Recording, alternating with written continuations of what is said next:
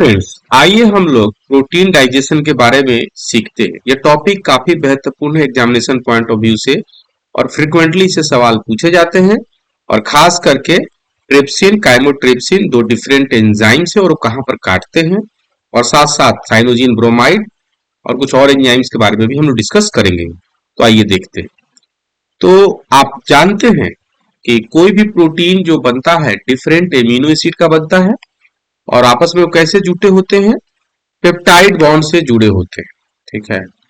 और जो एंजाइम्स होते हैं, जैसे रिस्ट्रिक्शन एंजाइम्स होते हैं जो डीएनए को काटते हैं, ठीक उसी तरीके से प्रोटीन के पेप्टाइड बॉन्ड को काटने के लिए अलग अलग एंजाइम्स है। जैसे ट्रिप्सिन, ट्रिप्सिन डाइजेशन, उसके लिए हमने उसको बोलते हैं ट्रिप्सिन कुमार, के आर, क्योंकि ये ट्रिप्सिन डाइजेशन जो करता है के रेसिड्यू को करता है, आर रेसिड्यू को करता है। के क्या है, सिंगल एमिनो एसिड कोड है, इसके लिए लाइसिन के लिए और आर्गानिन के लिए आर। तो सारे परिस्थिति में टेक होम मैसेज है कि अगर सिंगल एमिनो एसिड कोड दिया और के और आर है तो उसको क्या करेगा, डाइजेस्ट करेगा। दूसरा, अगर मान लीजिए एमिनो एसिड के टर्म में लिखा हुआ है लाइसिन और आर्गानिन को क्या करेगा, डाइजेस्ट करेगा। अगर इसी को हम लोग देख ले तो यहाँ पर आप देख ले कि आर्गानिन यहाँ पर है, ठीक है। तो आर्गानिन क्या करेगा, डाइजेस्ट करेगा। कौन डाइजेस्ट करेगा, ट्रिप्सिन। तो यहां से अगर मान लीजिए सी टर्मिनल है तो इस रेसिड्यू को आप देख रहे हैं ना, 4 अमाइनो एसिड को यहां से निकाल देगा, ठीक है।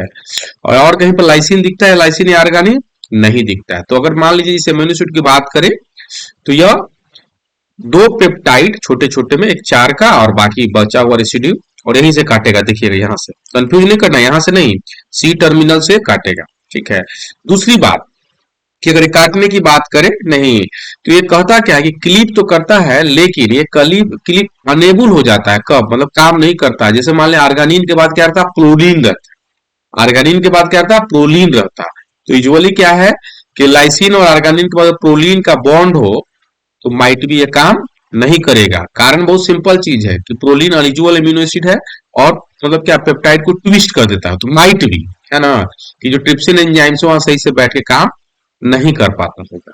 चलिए आगे देखते हैं। अगला एंजाइम्स के बारे में हम पढ़े उसके पहले देखते हैं, आपके पास एक क्या है, एक सीरीज ऑफ अमाइनो एसिड है जो सिंगल एमिनो एसिड कोड करके दिखाया गया है और इसको ट्रिप्सिन से डाइजेशन करना। तो ट्रिप्सिन क्या करता है, ट्रिप्सिन कुमार, के आर। तो यहाँ पर आप बीच देख सकते हैं, इंटरनल में के है, ठीक है, और नहीं कुछ दिया हुआ है तो एक समझना है कि इधर एन टर्मिनल है और इधर क्या है, सी टर्मिनल है, ठीक है। कन्वेंशनल क्लासिकल चीज है। तो आप यहाँ देखेंगे कि यहाँ से कट जाएगा, यहाँ से नहीं, यहाँ से जो एरो मार्क किया हुआ है, ठीक है।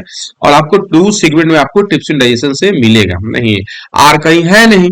अगर मान लीजिए अगर यहाँ पर एक आर रहता, डी की जगह आर रहता, डी स्पार्टिक एसिड के लिए है, डी किसके लिए है, स्पार्टिक एसिड के लिए।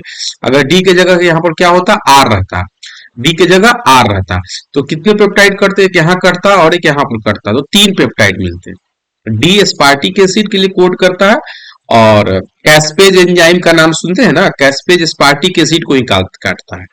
तो अगर मान लीजिए सपोज अगर ये इसको कैस्पेज से ट्रीटमेंट करते तो 2 फ्रेगमेंट मिलता है, यहां से कट जाता क्योंकि डी स्पार्टिक एसिड वहां का टारगेट है, सी टर्मिनल से हम पढ़ते हैं उसको, सही है। चलिए अब आगे बात करते हैं। यह आपके लिए एक बहुत अच्छा एक छोटा सा सवाल है जो 2013 में सीएसआर में पूछा गया है। बोल रहा है कि आपको 7 अमाइनो एसिड जो अलग अलग है अमाइनो एसिड का बना हुआ, लाइसिन, एनालिन और टायरोसिन है, सबका रेसिड्यू नंबर दिया हुआ गया और बता रहा है कि क्या इसका अरेंजमेंट करके बताइए, ऐसा पेप्टाइड बताइए कि जिसको हम डाइजेशन करें तो क्या मिले, 3 पेप्टाइड, ट्राई एंड टेट्रा। तो इसका मतलब के अंदर में होगा, यहाँ के अंदर में है नहीं, के अंदर में है नहीं, के अंदर में है नहीं। देखिए यहाँ पर आप देखिएगा तो यहाँ के है, ये डाइजेस्ट होगा, एन टर्मिनल और सी टर्मिनल बिल्कुल यहाँ से काट देगा तो ये 4 आपको मिल जाएगा और ये 4 3 मिल जाएगा। इसे नहीं कंफ्यूज करना, के जब है किनारे है इस तरह का, एक के किनारे तो इसका कोई मतलब नहीं रह जाता। कम से कम एक आध दो और रेसिड्यू, 2 रेसिड्यू के बाद ही चीजें ये क्या करती है, इफेक्टिव तरीके से वो चीजें मानी जाती है। चलिए हम लोग आगे देखते हैं थोड़ा सा। अब बात करते हैं काइमोट्रिप्सिन जो कि दूसरा एंजाइम्स है, ये भी काफी महत्वपूर्ण है। ये कहाँ काटता है, एरोमेटिक ग्रुप को काटता है, टायरोसिन, फिनाइलिन और ट्रिप्टोफैन को काटता है सी टर्मिनल पर। एन टर्मिनल और सी टर्मिनल आप देख सकते हैं, ट्रिप्टोफैन डब्ल्यू और एफ नहीं वाई, ट्रिप्टोफैन यहाँ पर एक तो कहीं पर दिख नहीं रहा, वाई है जिसको टायरोसिन कहते हैं, और यहाँ पर एक काटेगा सी टर्मिनल से, तो आपको कितने कितने पेप्टाइड मिलेंगे, 3 रेसिड्यू का पेप्टाइड एक मिलेगा, और बाकी आप काउंट करके देख सकते हैं। टोटल आपको 3 पॉलीपेप्टाइड चेन छोटे छोटे मिलेंगे, छोटे छोटे। ठीक है, तो सारे परिस्थिति में हमने देखा कि अलग अलग जो एंजाइम्स है, काइमोट्रिप्सिन है, जो 3 तरह के रेसिड्यू को काटने में सक्षम रखता है। लेकिन एक बात ध्यान रखिएगा, ये तभी काटता है कि इसके जस्ट नियर बाय प्रोलीन ना हो।